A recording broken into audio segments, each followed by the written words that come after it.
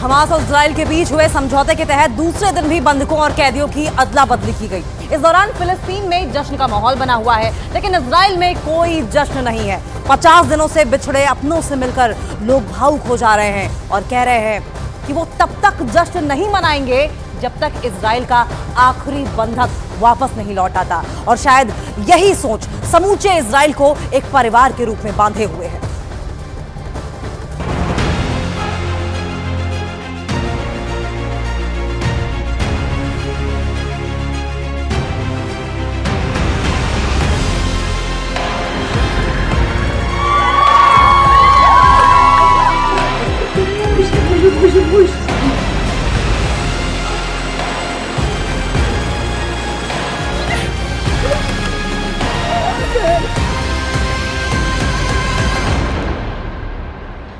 Hamas और Israel के बीच हुए समझौते के तहत बंधकों और कैदियों की अदला बदली जारी है।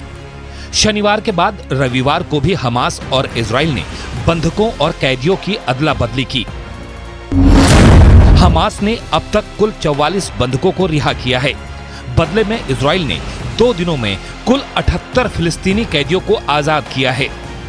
शनिवार को हमास ने इजराइल के करीब 250 बंधकों में से 24 बंधकों को रिहा किया, जिनमें इजराइल के 13 नागरिक, थाईलैंड के 11 नागरिक और फिलीपींस का 1 नागरिक शामिल थे। बदले में इजराइल ने भी अपनी जेलों में बंद 39 फिलिस्तीनियों को आजाद कर दिया। वहीं रविवार को हमास ने कुल 17 बंधकों को रिहा किया, जिनमें से 13 इजरायली नागरिक और 4 विदेशी नागरिक हैं।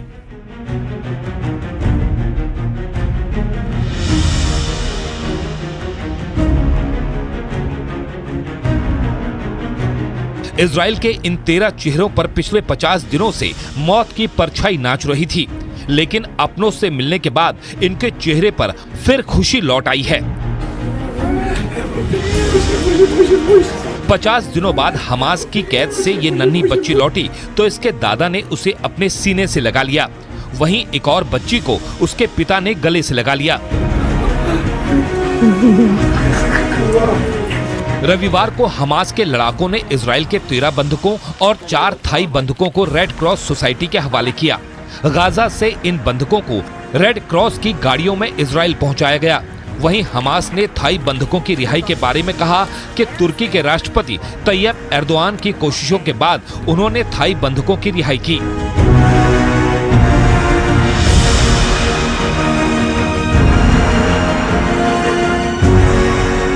इजराइल में लौट रहे बंधकों से मिलकर उनके परिजन खुश तो हैं, लेकिन जश्न नहीं मना पा रहे। जबकि फिलिस्तीन में हर एक कैदी के लौटने का जश्न मनाया जा रहा है। हजारों की भीड़ उनका इस्तकबाल कर रही है।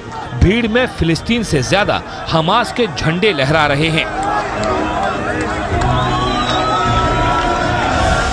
इजराइल ने शनिवार और रविवार को 39 फिलिस्तीनी कैदियों को रिहा किया और दोनों ही दिन वेस्ट बैंक में जश्न का माहौल रहा।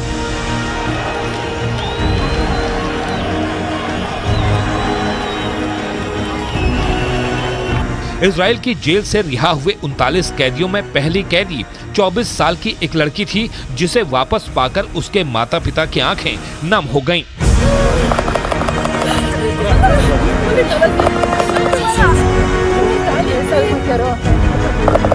इजराइल की कैद से रिहा होकर जब ये 17 साल का फिलिस्तीनी लड़का लेथ ऑथमैन वेस्ट बैंक पहुंचा तो इसके इस्तकबाल के लिए हजारों लोग जमा हो गए। लोगों ने उसे कंधे पर उठा लिया।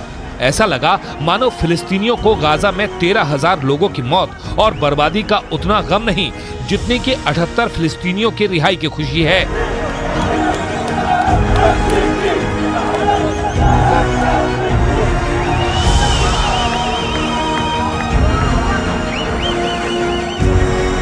इस दौरान लेथ ऑथमैन ने इजराइल की जेल के हालात बयां किए और अपना अनुभव साझा किया। الوضع جوا صعب على الاخر، صعب الوضع يعني ما اقدرش اوصف الوضع جوا قد ما هو صعب.